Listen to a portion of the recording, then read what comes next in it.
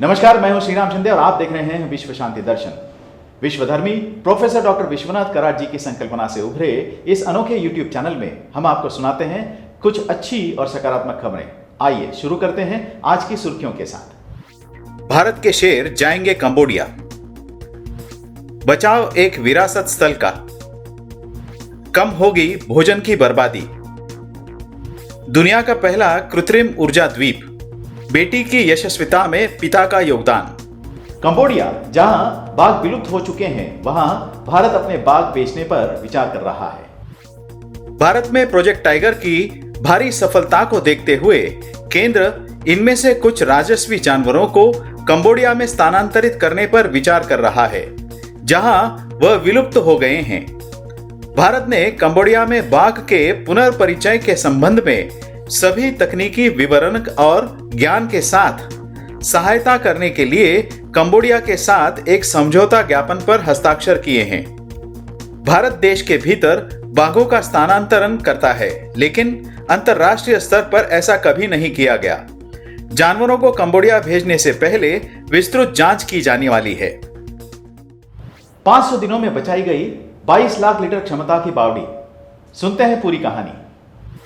सिकंदराबाद के बंसीलाल पेट में स्थित 17वीं शताब्दी की एक 6 स्तरीय बावड़ी तेलंगाना की विरासत का प्रतिनिधित्व करती है, लेकिन दशकों से उपेक्षित थी। बंसीलाल पेट बावड़ी में 22 लाख लीटर पानी बचाने की क्षमता है। इसके बजाय इसमें 2000 टन कचरा भर गया था। इस बावड़ी के पूर्व गौरव को बहाल करने के लिए हैदराबाद की वास्तुकार कल्पना रमेश ने द रेन वाटर प्रोजेक्ट से प्रशासन के साथ हाथ मिलाया। 100 पेशेवरों और 1000 श्रमिकों के साथ कल्पना ने बावड़ी की सफाई की। चारों ओर की दीवारों और मंडपों को भी मजबूत कर दिया गया। 500 दिनों की अवधि में 4 दशक पुरानी बावड़ी को उसके मूल गौरव में बहाल कर दिया गया।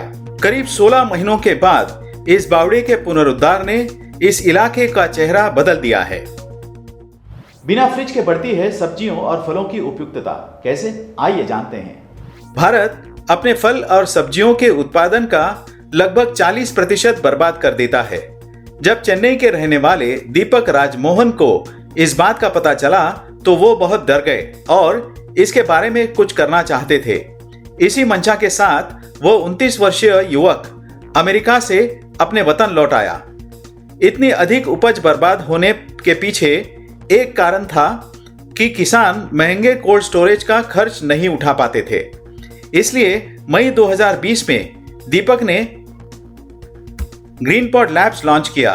उन्होंने एक लागत प्रभावी पैकेजिंग समाधान विकसित किया जो खाद्य के पकने की दर को धीमा करने के लिए इनबिल्ट रक्षा तंत्र को सक्रिय करने के लिए प्राकृतिक पौधों के अर्क का उपयोग करता है।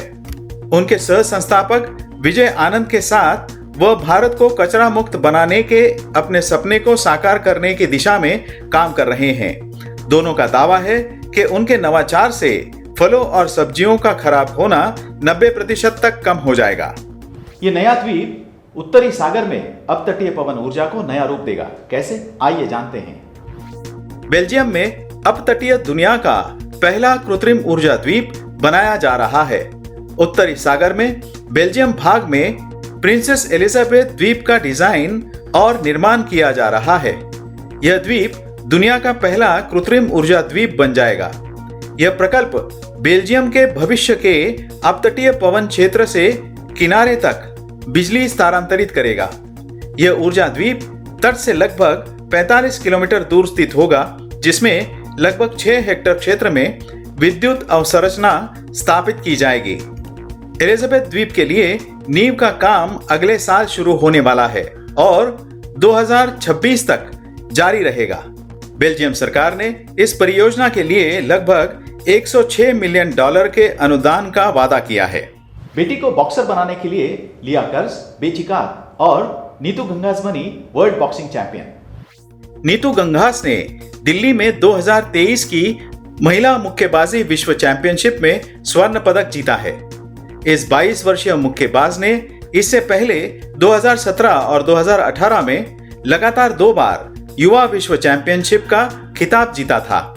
इसके बाद उन्हें उभरती हुई भारतीय मुक्केबाज के तौर पर देखा जाने लगा। नीतू ने इस उम्मीद पर खरा उतरते हुए पिछले साल बर्मिंघम में राष्ट्रमंडल खेलों का स्वर्ण पदक भी जीता था। नीतू गंघास सिर्फ 22 वर्ष की उम्र में इस मुकाम तक पहुंची, ये सिर्फ उनके काफी संघर्ष के बाद हो सका।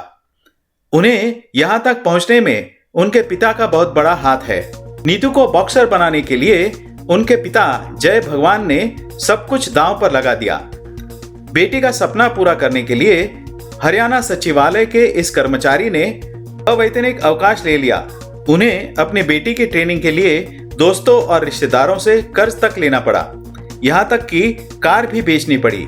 उन्होंने हमेशा ही नीतू के बॉक्सिंग को तवज्जो दी और इसी कारण से नीतू आज अपने सपने को साकार करते हुए देखी जा सकती है। नौकरी करते हुए यूपीएससी की परीक्षा की तैयारी कैसे करें, आइए हम आपको बताते हैं जाते जाते। यूपीएससी भारत में आयोजित की जाने वाली सबसे प्रतिष्ठित परीक्षाओं में से एक है, जिसका प्रयास देश के हर कोने से स्नातकों से लेकर कामकाजी पेशेवरों तक सभी लोग किया करते हैं। लेकिन कुछ ही व्यक्ति इस चुनौतीपूर्ण परीक्षा में उत्तीर्ण हो पाते हैं और नागरिक सेवक बन जाते हैं। आईएएस अधिकारी दिव्या मित्तल ने पूर्णकालिक नौकरी के साथ साथ यूपीएससी परीक्षा की तैयारी करने के लिए सुझाव दिए हैं, जो कुछ इस प्रकार हैं। कामकाजी पेशेवरों को पहली सलाह है कि जल्दी जागना चाहिए और हर दिन 4 से 5 घंटे पढ़ाई के लिए समर्पित करें। सार्वजनिक परिवहन के माध्यम से यात्रा करते समय पढ़ाई भी कर सकते हैं। यह ऑडियो सुनने और वीडियो देखने का अच्छा समय हो सकता है।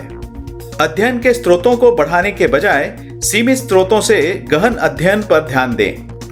तैयारी के लिए नोट्स बनाना महत्वपूर्ण है।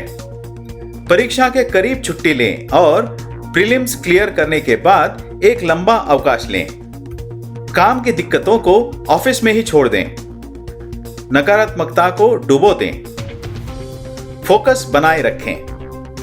इसी के साथ आज के संस्करण में यहीं पर रुकते हैं। देखते रहिए विश्व शांति दर्शन। धन्यवाद।